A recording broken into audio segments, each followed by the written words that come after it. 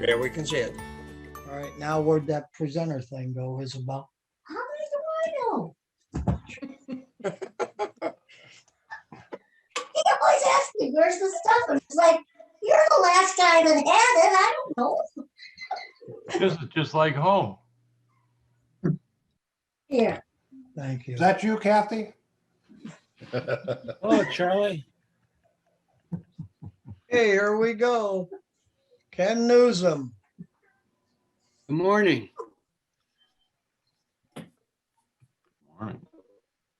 You there, Ken? He's there.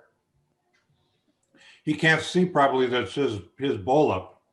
Can you hear me now? Yes, we can. Can hear you.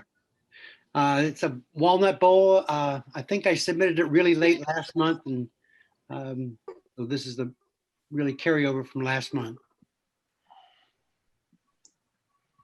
All right, there's 3 small boxes. The one in the middle is the tallest, is about 6 inches tall. I'm just trying some different old equipment that I had from Beal was selling a treen kit at one point, and these are using their kit. Very nice. Tom Forman.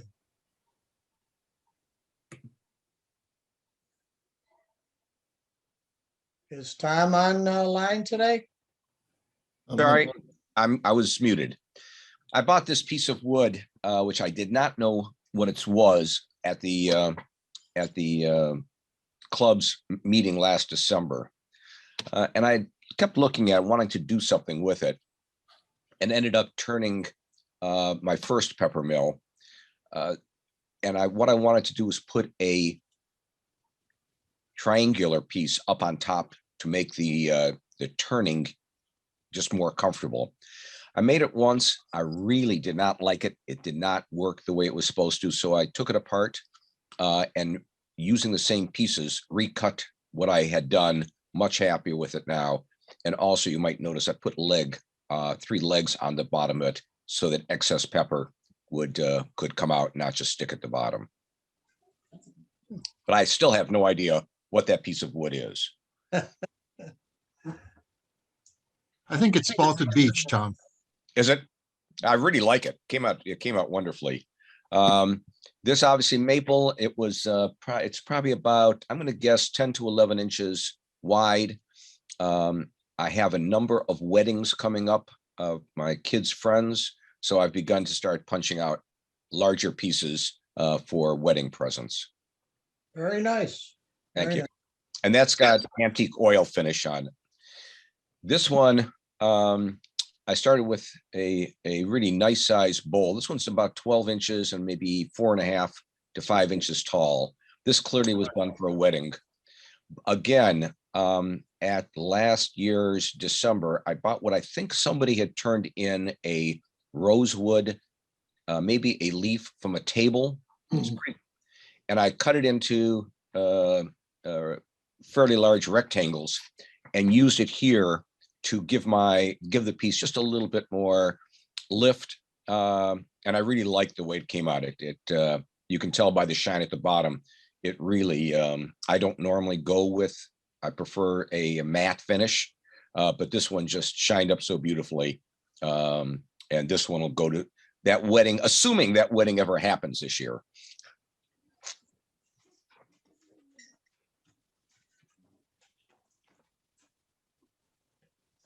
This is the last one. This was a piece of cherry, but it had a fairly good size defect in it on the lower corner here. And you could see on the very far left-hand side, it has a bit of a crack. And so I wanted to play with it. So one of the things I did is I turned it and then I hand carved. I used a Fordham with a carving tool, and the lower lip, the lip at the bottom here, is probably a good inch or more below the rest of the lip. I had not done that before. It was good practice for me. And actually the piece came out pretty nice. So if I'm looking for maybe someone's getting a divorce, I can give that one to them. Did you use CBD oil on it? Because it said high cherry. Say again now, please. I just didn't hear the question. Did you use CBD oil on it? Because it says it's high cherry. No. Uh, Again, actually, I'm actually a pretty big fan of, and seriously now, of the antique oil finishes. It's worked out very well for me. It's something that I use, especially if I'm going to go as here with just a matte finish. But you can see, now you can see the size of the lip. It was fun. I had not done that before, and it came out better looking than I thought it would. I like your background picture. Where's that from? Southern Island of New Zealand. Were Amazing. you there? Just a, yeah. No, I took this. Yeah, it's just an amazing place. Very nice. Mike Nathel. Yes, okay, so this is another piece of Boxelder that I have. Nice hollow form, about 8-inch diameter, 8-inch tall probably. The ambrosia type markings in the red, pretty nice on this one. And I like to, most of my pieces now I'm going with a natural edge on the top of the what do you call that? The neck, I guess. So anyways, looks pretty cool. It's got several holes in it. Nice figure in there also. Here's some more of my what I'm calling seed pods, for lack of a better term. And most of these are all of these are turned, and then the top stem is carved in some different variety of shapes. And I kind of like them. People, I've posted a couple of these photos on Facebook and on Instagram, and get a lot of people liking them. So I'm optimistic that they'll sell. Mike, what are you carving them with? Most of what I carve is with, I use just rotary tools. I have several, I have a Fordham, I have a Dremel, and I have a micro motor carving. I use all of them really. Actually, and I do a lot of the sanding actually on the drill press still. You know, you've seen me do that already, where I put the sanding pad, a 2-inch pad in the drill press, and I hold the piece with 2 hands and move it underneath the sanding pad. So all those techniques I have on my for most of these. Yeah. Now these, you got to be very careful. You have to be careful. They'll break these thin stems. If you don't do it right, you'll break them off. So the one on the far right used to have a very large stem coming up, but now it's small because it broke off. Mike, are those hollow or are they solid? These are solid. Yeah. Here's another one, Boxelder. I hollowed it and I bleached it, and I didn't like how it turned out after bleaching. It just didn't look right. It looked too artificial. So I looked at it for 6, 7, 8 months, staring at it, deciding why I didn't like it and what I could do about it. I ended up, you know, it was completely finished. It was turned, sanded, bleached, and then I put some red dye on top of the existing red in the Boxelder. Then it sat for 6 months, and then I carved it. I carved it deep, almost 1/8 inch to 1/4 inch deep all around. And then the carved parts, I put a little bit of brown acrylic paint on it to bring this out, and I kind of like it now. And the AAW picked this as the turning of the week, so that was kind of a nice touch too. So I like that. This is about 11 inches in diameter.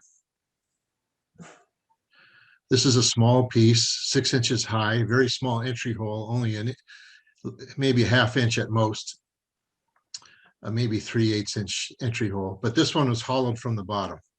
So I formed the outside shape. I kept a tenon on both sides, and then I hollowed from the bottom and then sealed it up after hollowing, and then finish turned the top. Different. My final piece, this is another Boxelder. This one is also, I don't think this one is bleached, no, but the red in this one was very impressive, and the chatoyance, on the left-hand view is, I think, quite nice. So I left this one without any embellishment. It didn't need any. This one's about 7-8 inches tall, 6-inch diameter. Very nice. Very nice. This piece of Boxelder. Steve Cheshire and Dan Maloney and Rick Weinbrenner. This is from that that property in Fairview Park that we harvested 2 years ago. Steve.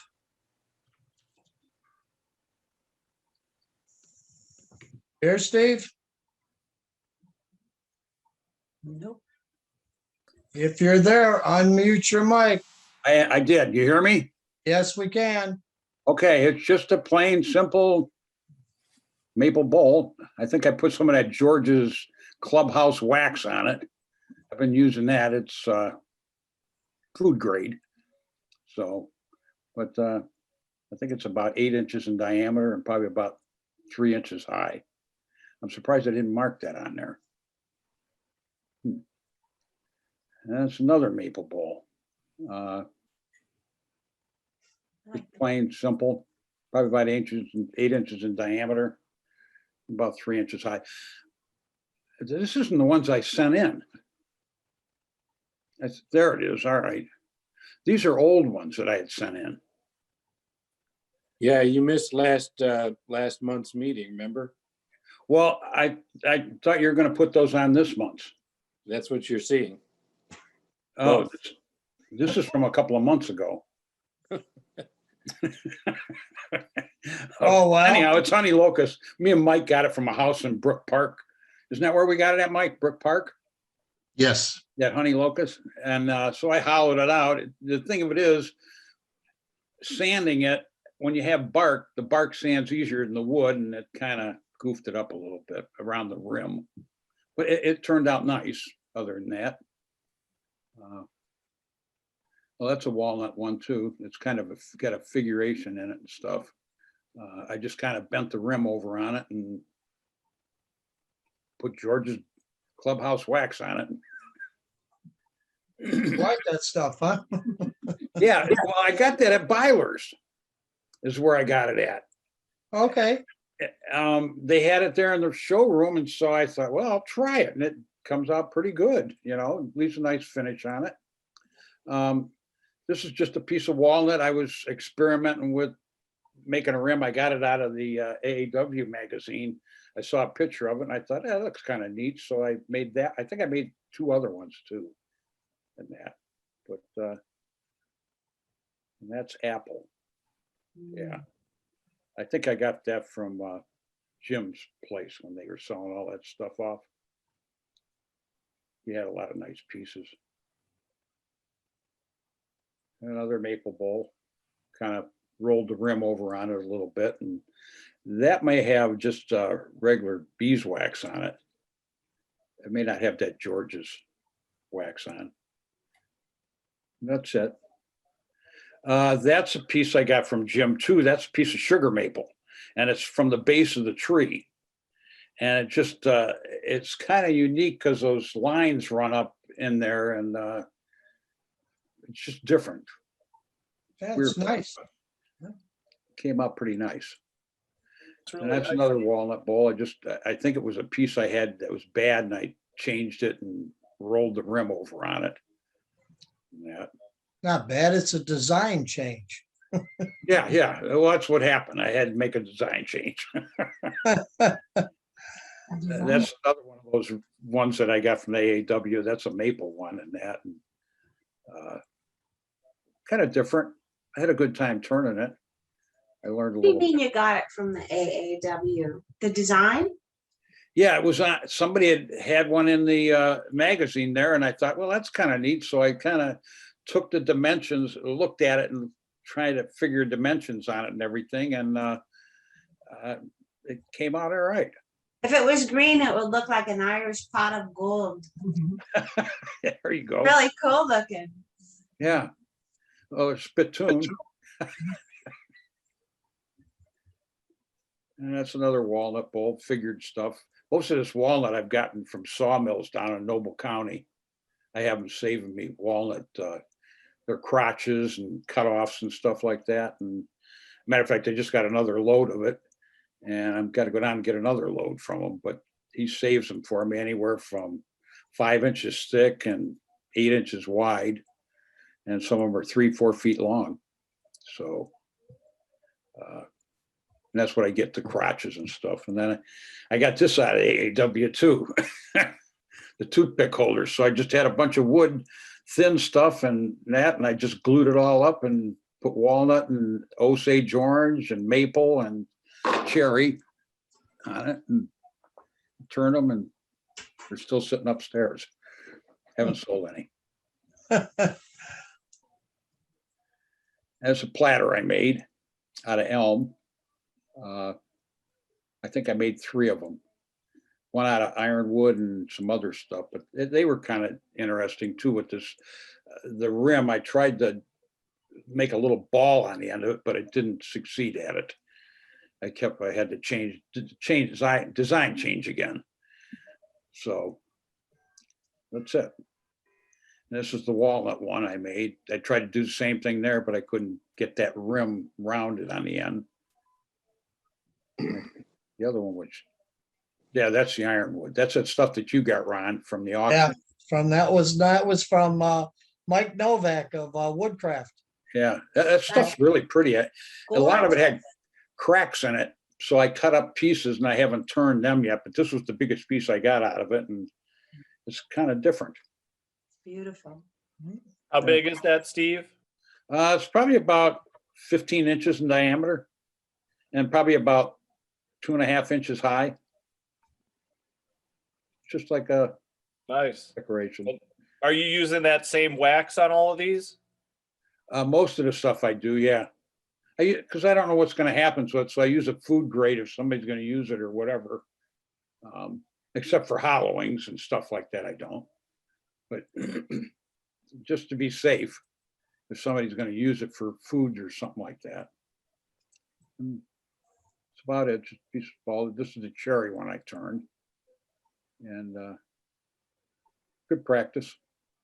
I would spit into that any day. Would you? Okay. Good spittoon.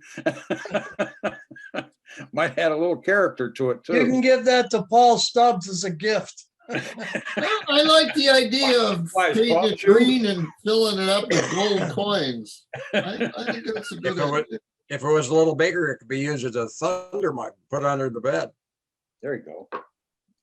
So, and this is a piece of Boxelder that we got from over there in Fairview and that. And it was just really kind of unique with all the designs in it and everything. It was like a crotch. And except for, I kept breaking one little piece off over there where the hollow part's at. And I just CA glued it back on there and sanded it. But I think this might be this is the stuff I sent you, Mike, right here. This is a cherry burrow I got from a buddy of mine down in Noble County off his tree, and turned it, and it came out pretty good. I got to still polish it. I put walnut oil on it, but it hasn't cured enough to polish it yet. So, but it was interesting. And this, I don't know what kind of wood this is. Have no idea. But it turned pretty easy, and it came out all right. My opening was a little bigger, so I had to put that little ring on there. Just to add a little bit of design to it, I guess. So it's nice. Steve, what hollowing system do you use? That Trent Bosch hollowing system. I got the 5/8 system and that, and it works pretty good. I have the regular tips on it, and I find when I hollow, I have some carbide tips ones, and the carbide cuts cleaner and less sanding on it than the whatever he's using, the carbide tips. His bigger set does have the carbide cutters on it.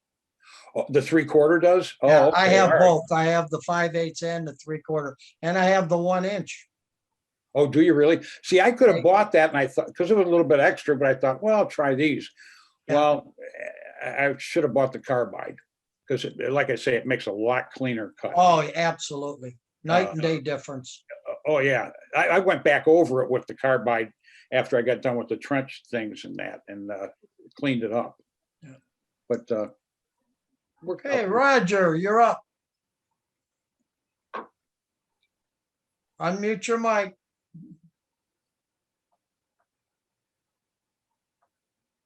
You there, Roger? Apparently not. I don't see him. Okay. This segment of turnings, nice as usual. He's getting pretty close to Tim Newandowski's.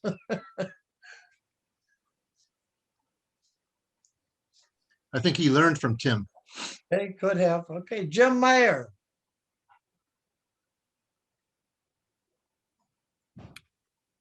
Do you see him, Ron? Okay, here I am. Yeah, okay, there you go. So we all end up making scraps one way or another. And I had a whole pile of them. This is one I call My Louise 2, Louise for Louise Nevelson. Does anybody recognize the name? I do not. Go to the Cleveland Art Museum, you'll see her work. Okay. She was the daughter of folks that owned a lumber yard and had use of lots of scraps. So I took some of my scraps from cutting circles and put them together. And this was the second piece that I did. You'll see the first in a moment. I think I like this one better, Live and Learn. But what's unique is that as the light and sun change their position, the whole composition and its shadows change. This one's got a lot of wood in it, a lot of walnut, a lot of maple, some mahogany, similar to the other one. The frames are just frames that I happen to have. And when your garage is cold in the wintertime, this is something you can do. It's kind of neat, Jim. Thank you. What are the dimensions of those, Jim? About 19 by 20, more or less. And how It's deep? just, couple inches. The diameters of the circles I was cutting anywhere from 3 to 6 or 7 inches in diameter out of square rectangular pieces. So the corners all vary a little, and I just put them together in a way that looked sort of neat to me. When you put them together, you're working on a horizontal surface to glue them down. And then when you put them on the wall, they're vertical. And so you take what you get at that point. Very nice. I like that. On this one, you can see on the very far right, it's just a curved piece. So go to the museum and look up Louise Nevelson. Yeah, I'll have to do that. Jim, Yeah. didn't she usually paint her works in matte black? Black or white typically, yes. I chose not to do that. Do you glue the pieces together or are they glued to the background? On this one, they're only glued to the background because I had a long gluing surface. Can you go back to the other one? They're only glued here at the apex. And as I was assembling it, I sanded on a belt sander the apexes to get a little bit of more gluing surface. And then I started to glue them on the sides as well to get a little structure, stability. With yellow glue? I'm sorry? With yellow glue or hot glue or? No, they're all tight bond Yeah, one or two. okay, yeah, nice job. Very nice. Thank you. Okay, as all of you know, I do make hats, but there's a little story behind these. Don't ask me how they found me or how they reached out to me, but I'm sure most of you have heard of Toby Keith. He's a country western singer, artist, and writer. He has a foundation. It's called the Toby Keith Foundation, and he has a hospital. It's called OK Kids Corral in Oklahoma City. And OK Kids Corral is just like St. Jude's Hospital, where it's a hospital for the treatment of children with cancer. The children and their parents live at the hospital while the children are getting their treatments. So they reached out to me. Shelby, I forget her last name. And she said that she had spent an entire morning looking at my website and watching the videos from New Day Cleveland Show, News Channel 5, a couple of videos that I had posted and so forth. And she asked if there was any way that I would be willing to donate one hat for the Toby Keith Golf Classic, June 11th and 12th. She says, and right after the Golf Classic, she said, we have an auction. And she said, I would love to present one of your hats at the auction. She says, and Toby Keith will actually autograph this hat before it's auctioned off.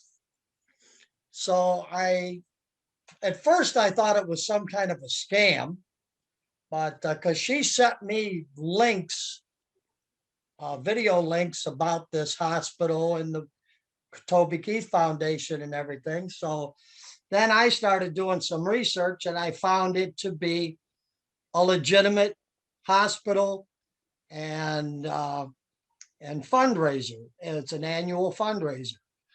So at that point, I called her, and ironically, I got in touch with her. And so I told her, I said, I'll go one step further. I said, in the process of making a full-size hat, I said, there is a piece of wood that I can get out of it to create a mini hat. So I said, I'm going to send you 2 hats. They're both from the same piece of wood, and I'll make stands for them. Well, the stands that I made that you see there they're supposed to kind of resemble the trunk of a tree. And the reason I did that ring around the bottom, that's kind of like the ground around the tree, and then the wood below it being the roots of the tree. I mean, that was my thinking when I actually turned it. So I packaged these up, and I had talked to Joe Herman, and he had sent a hat that I gave him for a wedding gift for somebody. And he said it cost him, if I'm not mistaken, $85 to ship it. The owner of the building where Lake Erie Woodturners meets, I gave him one for his daughter in California. And he said that it cost him $135 to ship it. So I told this woman at the OK Kids Corral, I said, I'm willing to make these hats and donate them and everything. I said, but I'll tell you what, the shipping is going to kill me. So she had sent me her UPS account number, and she said they would be willing to pay the shipping. Well, after talking it over with Isabel and my sister-in-law and so forth, we just didn't think that was kind of right. I'm making a donation, but then I'm going to charge them to receive my donation. So I said, to hell with it. And I packaged it up and I took it to UPS and I shipped it myself. So these hats, I made her promise me one thing. Exits the building. I'm sorry? For approximately 7 or 8 seconds before he re-enters the building. When he re-enters the building, as I said, Somebody's mic is open. Shooting back at him. They were covered back behind the counter. Probably. Somebody's mic is open. He walks. Anyways, so these hats were all packaged up and shipped, and I told her, I said, you just have to promise me one thing. I only ask one thing, nothing financial, no money, nothing like that. I said, if Toby Keith is actually going to autograph these before their auction, I said, I want you, please take some pictures of him holding these hats while he's autographing them and make sure I get copies of them. I said, I would like to post them on my website and our Lake Erie Woodturners Club website.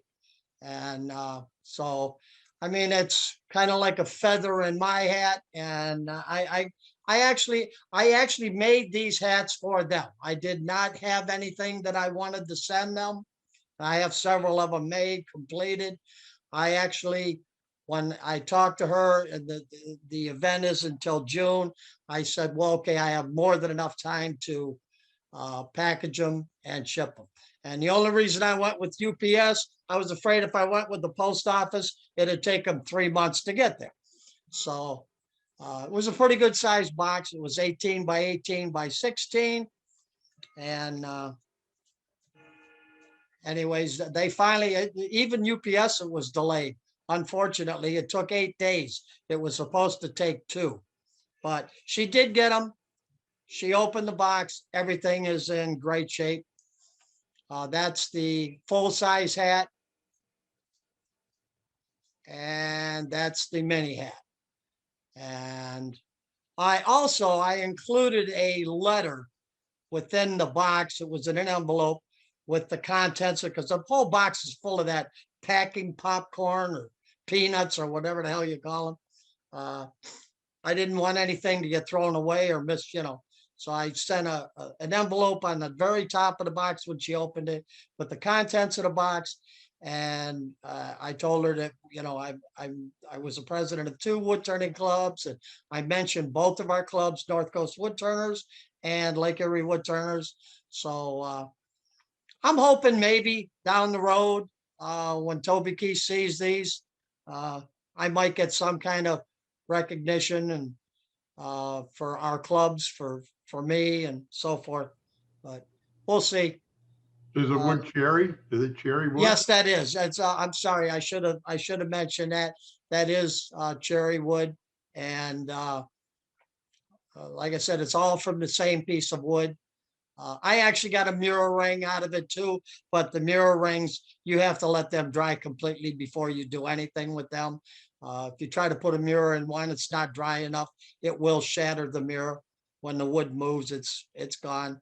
It's happened to me a couple times. So is the hat ring? Is the hat too? The ring around the nose? No. Oh, what, the band? Yeah. No, I'll show you that. Okay. That's walnut? No, that's the same piece of wood. Oh. I use ebony, and I use Purdue. And I actually burnish the band onto the wood while it's still on the lathe. It's all one piece. So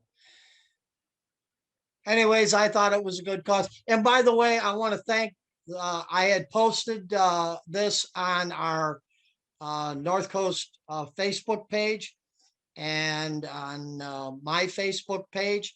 And I started a fundraiser for the Toby Keith Foundation, the OK Kids Corral. And several of our members made a donation. And last I heard, the last I checked, there were, just through the fundraiser that I started on Facebook, over $700 in donations. So hopefully if Toby Keith signs these, it'll make it worth more money for sure. So hopefully they'll get a good price for them. But that's all I have. Sorry I took so long. Congratulations, Ron. Thank you, Pete. You're up, Joe. Yeah, so this is a bowl that I've been working on for probably 2 years. It probably shouldn't have taken that long, but So one of the things that I do on a lot of my bowls is embellishments on the rims. And I've tried this probably 3 times on this particular piece with a wood burning hand, trying to get this pattern to look correct with just hand wood burning. And nothing I did, it's really hard when you've got these geometric patterns to do things by hand and have the lines come out correctly. And even trying to follow pencil lines, it's just very, very difficult.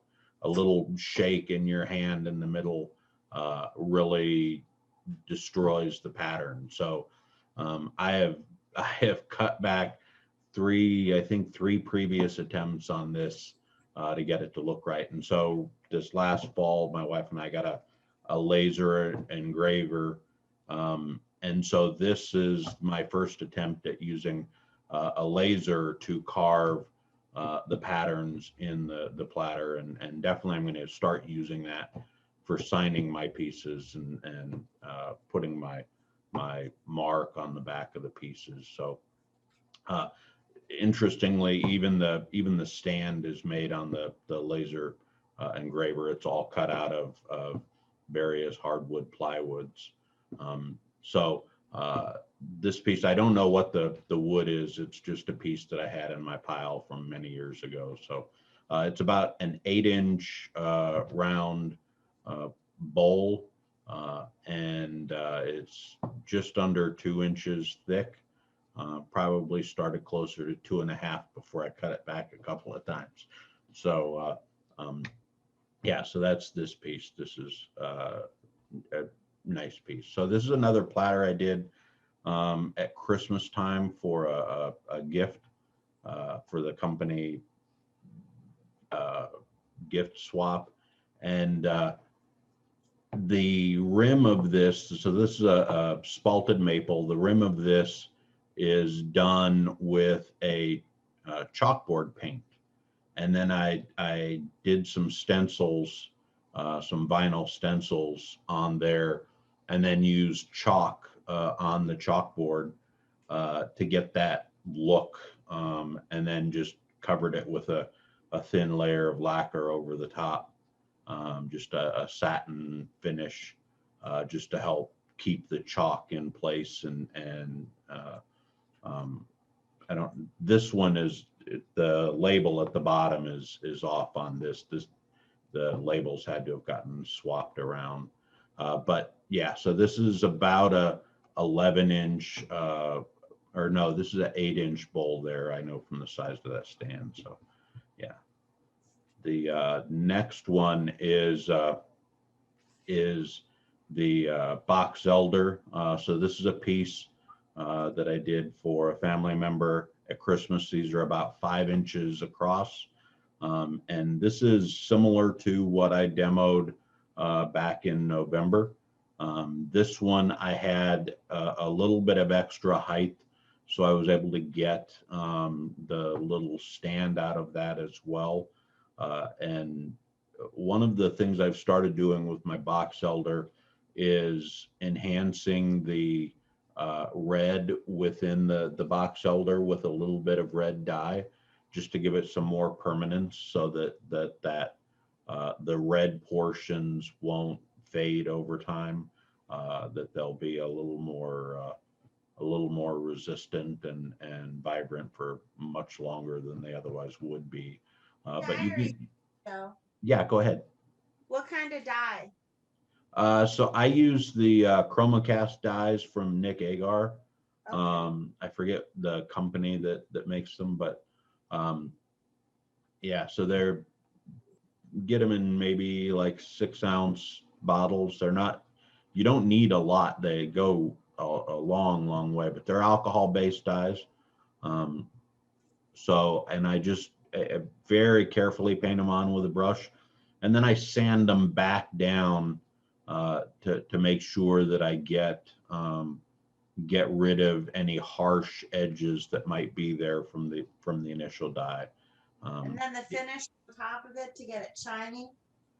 So the finish on top, I use a spray shellac.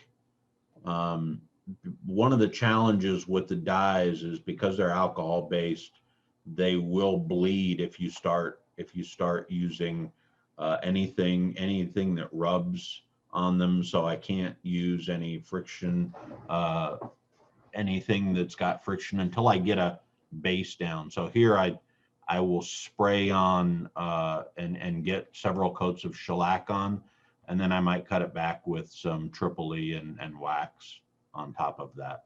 But once I've got the first couple of coats of shellac on there, then I'm fairly good. Very nice. Chuck, you're up. Okay, once again, another one of Jim Pugh's blanks that we worked on. It's basically his design. All I did was finish him off.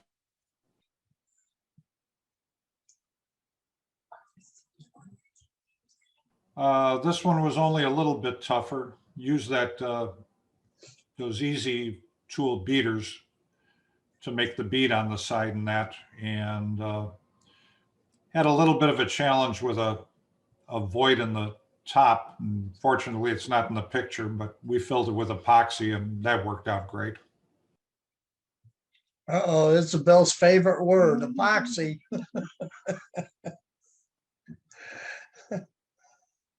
And this is a cherry bowl, and I don't know who did the cutting on it at the time, but you can definitely see that either a pith or a branch was in it. But this is kind of the design I settled on. Again, when you're using somebody else's blanks, you've already got the design in mind because you don't have enough wood left to change it. Dan Maloney.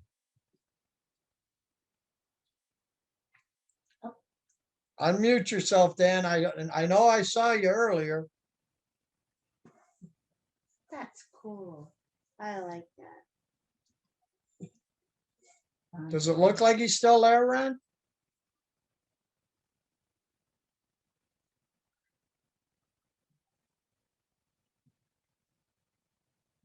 Hello.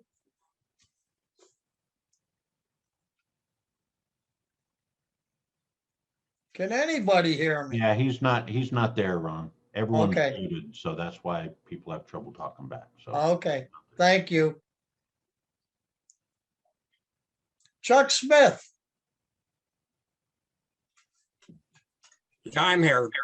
Okay.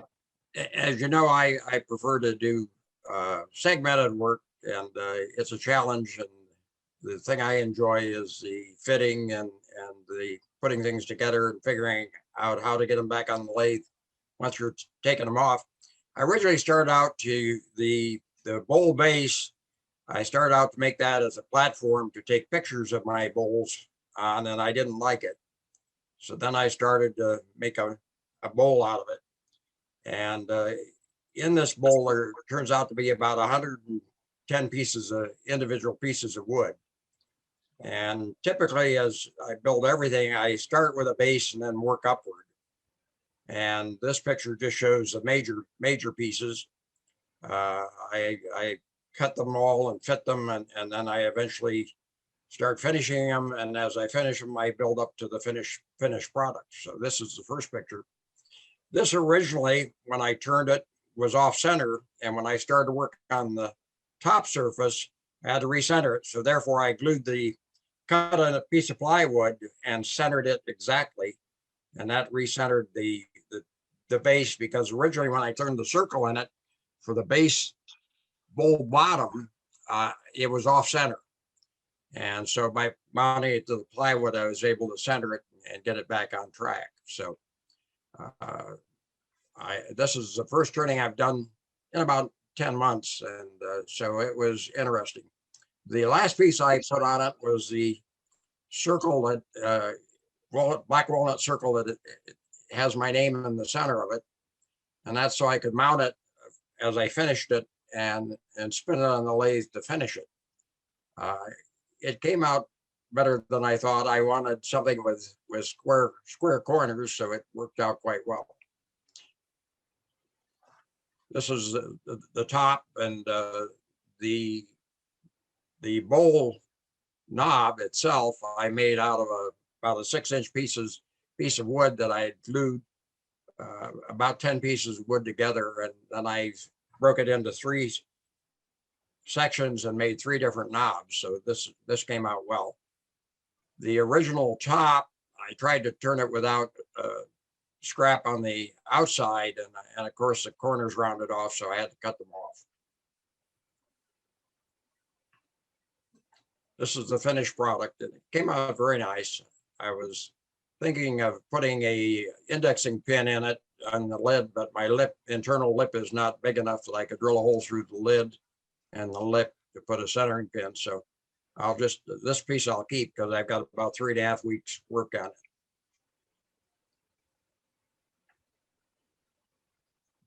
This was all stacked together before I started to finish it. So I finished the base, and then I added the bowl base, and then the core, and then finally put the lid on it. And as you can see, the top itself is the center portion that I cut out of the lid, and it worked out very well.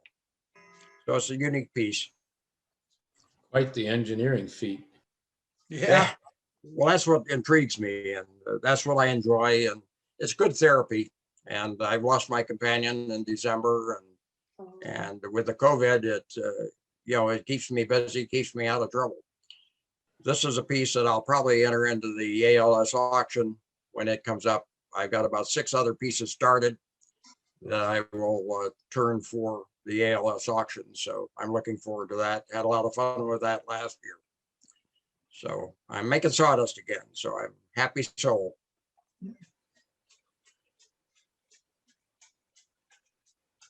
I like flat bottoms in my bowls. So I insert the bottom, put a rabbet in the bottom of the core, insert the bottom. Sometimes I'll cover it with a different colored wood so you can't see the bottom from the outside. As I said, I'm fascinated by fitting and trying to make things that are different. So I've got some other ideas in mind. So in the coming months, you might see things that are a little bit different than these. Very nice, very nice. Those are some beautiful bowls. Yeah, very nice, Chuck. Thank you. Mike Crouch. Chuck, great job on that stuff, and very sorry for your loss. Oh, yes. Can you hear me? It was a blessing. I heard you. Ed had suffered a stroke 3 years ago, or 5 years ago, and she couldn't speak. Very limited vocabulary, and her life in the last 3 years hasn't really been worth living. It's like being a prisoner. She was in her room basically 24/7. So she's in a better place, and she was a great gal, and I do miss her dearly. It's all part of life. Yes. At 85, I'm on the hill, going down the backside, going about 100 miles an hour, just waiting to hit the wall. So I'm going to have a good time as long as I can. 10-4 to that. That's the right attitude. Middle age. Okay, Mike, unmute yourself. Can you hear me now? Yes, sir. Okay. I bought these 3 pieces of this ambrosia maple probably about 1.5 years ago with this purpose in mind, and they were kind of wet. And so I turned them around immediately, and I think it really helped. I put them in my greenhouse, and it helped with the drying process. And then we had a pro turner on, Mahoney there from California. He does that a lot with a lot of this stuff. And this one dried pretty quick for me, and it's ambrosia maple, as you can see. Might be a wormhole or 2 in it. I think I got 5 coats of Wyphone glossy polyurethane. And I keep going back to Mike Nathan's program when I make these things. Although I have picked up a couple other pointers from the AAW magazine. Next. Nice. Well, these are from Dale Nish's catalog. He has a catalog with a lot of these different things. Of course, mine don't look quite like his. This one's kind of like tamarind and with the top. I think it's black walnut with ambrosia maple bottom. This is Redwood top. I think it's canary wood bottom. And then of course, black walnut with ambrosia. I made a lot of other ones, but they're gone. So that's pretty much it. For listening.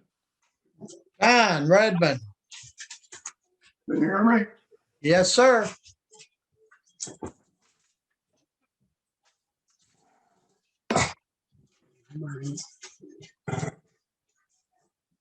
Don?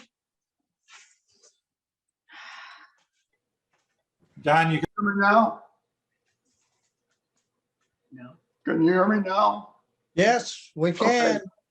A lidded box, 5 different pieces of turning, 3 walnut and 2 spalted maple. It is about 5.5 inches in diameter, 5 3/4. It's 4.5 inches high, and the inside dimension is 1 3/4 inches.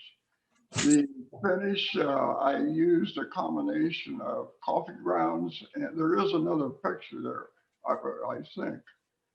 The voids are filled with a combination of coffee grounds and sanding dust. The finish itself is 3 coats of wipe on poly gloss, and then it was buffed and waxed. I like that, Don. Thank you. Very nice, Don. Nice job. Beautiful. Jim Duxbury. Yeah, I get interested in these dizzy bowls, I think they call them. This is 15 layers. You start out with a piece about 10 by 10, about 3 inches thick, and you cut 5 sheets of that, probably 10 by 10 by 3/8. And then from that, you cut out individual rings. You have to draw this stuff. But then you index the rings and glue them together. It's kind of interesting. That's the top of it. This is Wangi and maple. That would get you dizzy.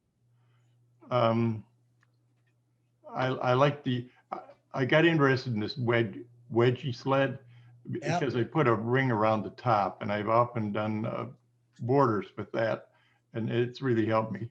You'll see later. Here's the wedgie sled. Pete Wade got me into this. After I made a bunch of these things and perfected the wedgie sled, ended up with all these rings of cherry and maple. And I thought, that's kind of interesting. There's got to be some use for that.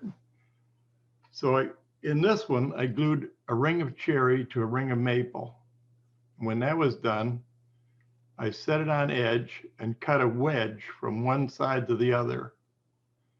And then I would take the right side, flip it over the left side, and glue it back together. That gives you stripes through your piece. You'll see a derivative. You could go nuts doing this. Oh, yeah. As I've proven, I guess. Yeah. Here it is from the bottom. But it's interesting. That thing really works. I'm not sure I'll be a segmenter, but it sure is interesting. It's fun to play around with. Yeah. Don't look at the aesthetics of this. This is a prototype. This one, on the other one, I glued 2 rings together, and then I reversed them. I flipped them and glued them back together. On this one, I cut each ring diagonally, and then I took a maple ring and glued it to a cherry ring. So the top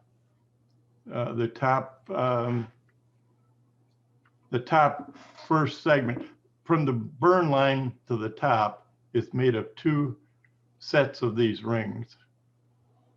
And I couldn't do much to the sides or to shaping because that's all I had left. I mean, they weren't made to any specific size, but these are glued up parallel with each other. You could do a stack of these and index them so that they would kind of screw up as they came up. And I think that could be really interesting. Maybe someday, but it used up a lot of scraps. And the darn thing really does work. In fact, they wrote another article. Jim, how did you cut each segment ring into the wedge? I knew you'd ask that. I made a 90-degree, a 90-degree holder or fence for the bandsaw. Maybe 2 pieces, 8 inches long, or no, 10 inches long, 6 inches high, glue them together in 90 degrees. And then I hot melt it to the side of that. Hot melt glue it to the side of that. And that gives me the holder to run it through the bandsaw corner to corner. Does that make sense? Yeah, perfectly. Okay. And by doing that, you can't glue to a bandsaw cut, but if you cut from corner to corner, the 2 outside edges are sanded flat. So you can glue the 2 outside edge, reverse them and glue them back together, and then resurface both pieces. But I also tried out a button in the bottom for that helped to hold the base on too. I didn't end up with much for a bottom, so I put a base on it. And like I say, the aesthetics are not the greatest, but hey, it used up all those little rings. Who knows what's next? Go for it. A lot of fun. Thank you, Pete. I think. Nice job. Yeah. Nice job. Dave. Good morning. It's Dave Bricker, by the way.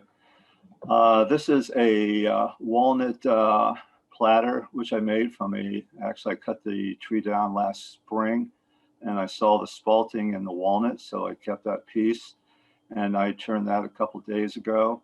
If you take it to the next picture, that's the bottom, which has more spalting. If I were to do it over again, I would have flipped it and had the more spalting on the top. But as I turned the top, I was hoping to get more into the spalting, but that didn't happen. The diameter is about 11 inches and the height is 2, and that just has 1 coat of mahonings. I just finished that, I believe, yesterday. This is a spalted maple. It has a diameter of about 9 inches and a height of about 3. It only has 2 coats of wipe-on poly gloss. Again, I also just finished that piece recently as well. I believe the next picture does show, I was experimenting. You can't really tell it very well in this picture here, but I put copper wire on the top. And to do that, I just made a groove. And then I took CA glue. I would put about 1/4 of the 360 of the wire, 3 or 4 inches in at a time. And then I'd press it in, hold it in place, use an accelerator in order to, it'd have to dry relatively quick, at least that's my goal. And so then after putting the wire in, I put it back onto the lathe with a vacuum chuck and sanded it down. And the wire stayed in place, so I'm happy with that. And of course, that's just an ebony top on it. This particular piece, I finished the day my first grandchild was born, so that will be dedicated to her for her first Christmas present. Very nice. Dave, I apologize for the typo. That's okay. Reinhold. Reinie's not. Oh, that's right. I'm available. sorry. My, my mistake. I see it there. Next demonstrator. Okay, 17 members, 75 photos. Very good.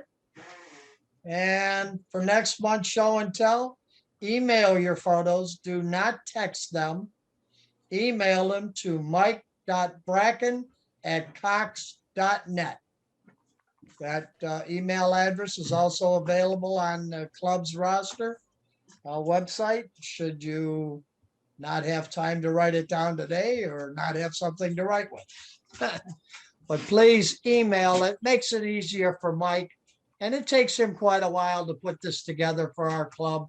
And let's try to make it as easy as we can for him. And also try to get him in as early as possible. Give him as much time as we can. And Thank Ron, you, Mike and going- Ron, for your efforts.